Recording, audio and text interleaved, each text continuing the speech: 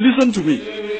There has been, I'm telling you, Mr. Speaker, please, Mr. Speaker, please, with all due respect, I have been chased through the bushes for the past 3 months.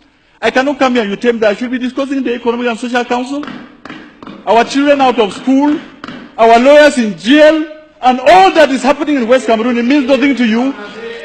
Where in your standing orders, Mr. Speaker, where in your standing orders do you have space for us to discuss the issues that have to do with the people of West Cameroon? You tell me, then I'll go and sit down. Because you don't seem to have an agenda for us. You don't seem to have it. So what are we supposed to do? It is also part of the humiliation. Mr. Speaker, yeah, I am now telling you that the person who ordered for my arrest, tell him I am here. He can come and take me from this National Assembly. And the people of West Cameroon would know that they don't belong here. I am being frank with you. The representatives of the people have the power to say it as it is, at any time. And if we come here and you shut us down, you want to kill those people out there. You want to kill those people out there. So what should we do? That is your wish, Mr. Speaker. I should have waited for them to bring my head to you. That is what you would have wanted. I simply say no. Mr. Speaker, can you now, on this floor, give a nation that you call yours, people can do what has been done to our children in West Cameroon.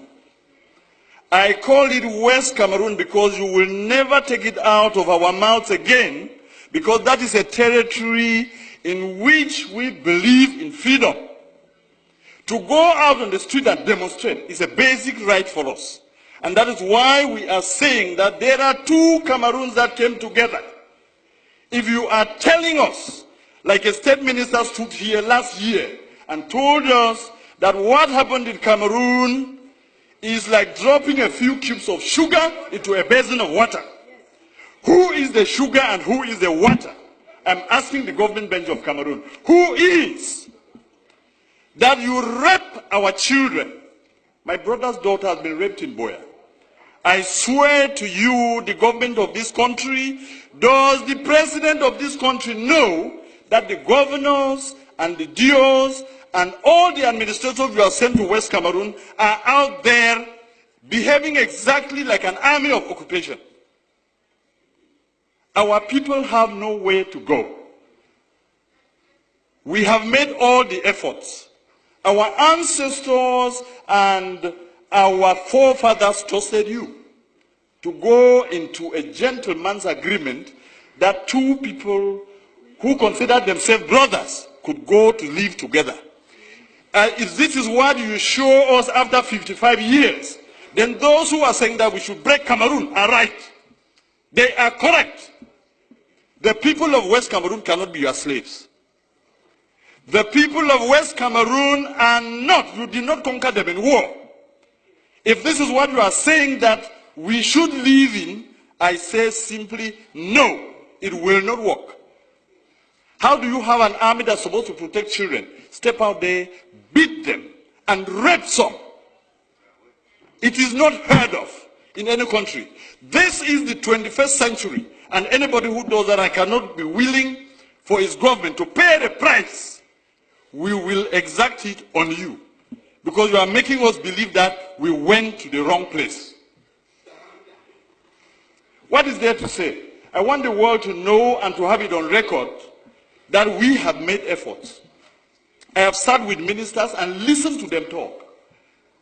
The first one was the then Minister of Justice, Amadou Ali, 10 years ago.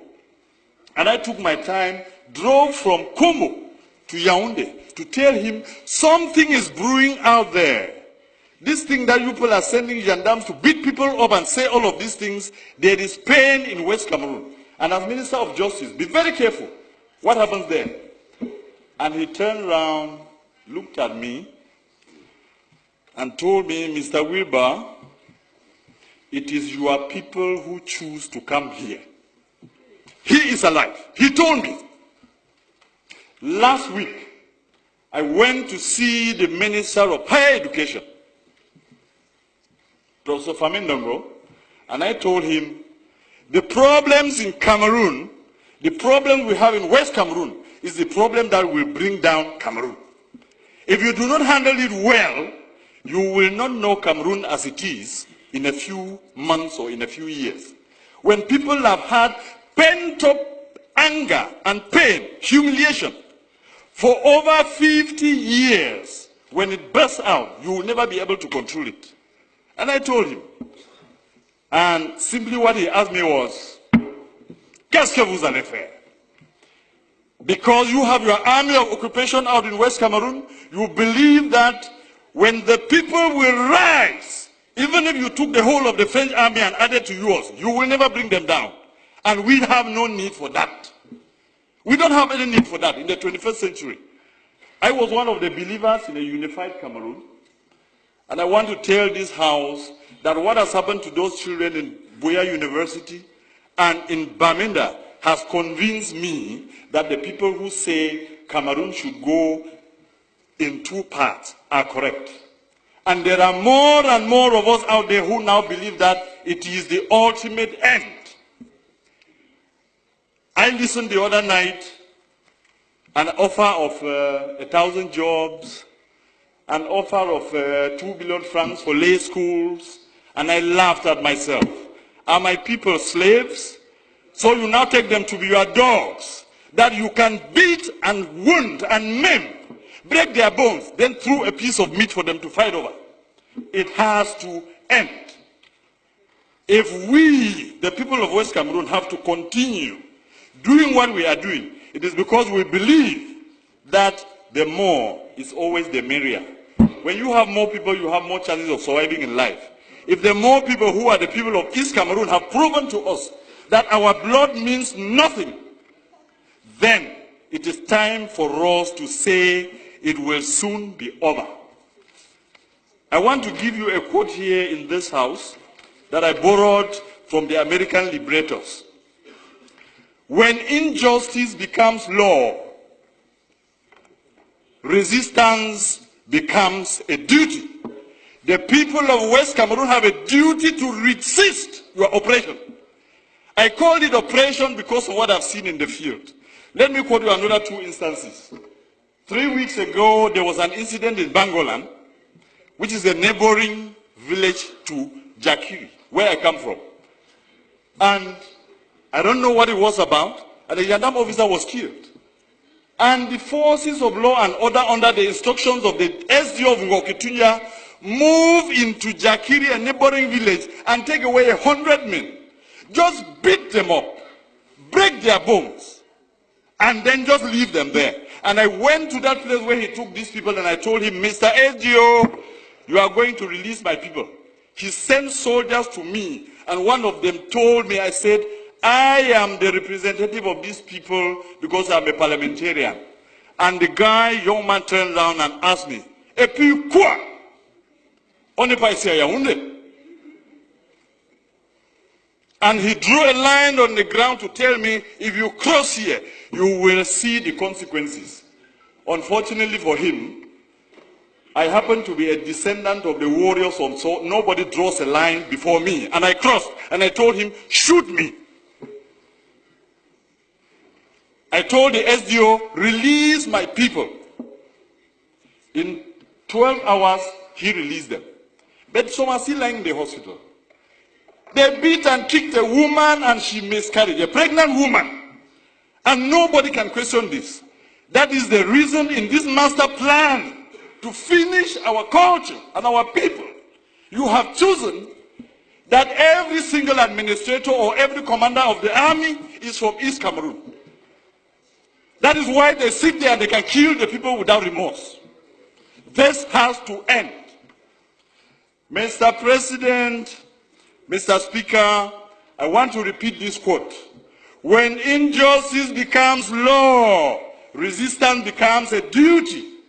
We, the people of West Cameroon, will resist you, and if you want to take that territory by force, you will kill to the last man before you take it.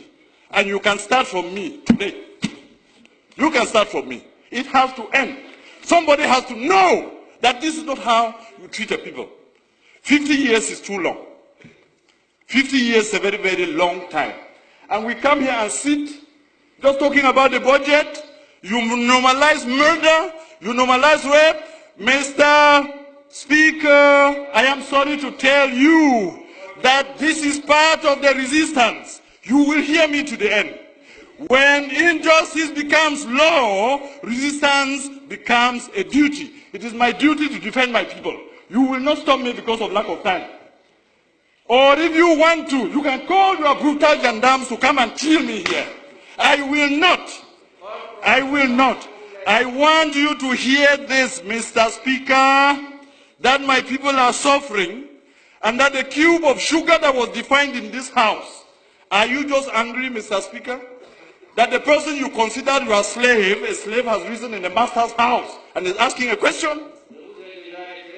I have, Mr. Speaker, I'm telling you, this is part of my resistance, and you will hear me to the end.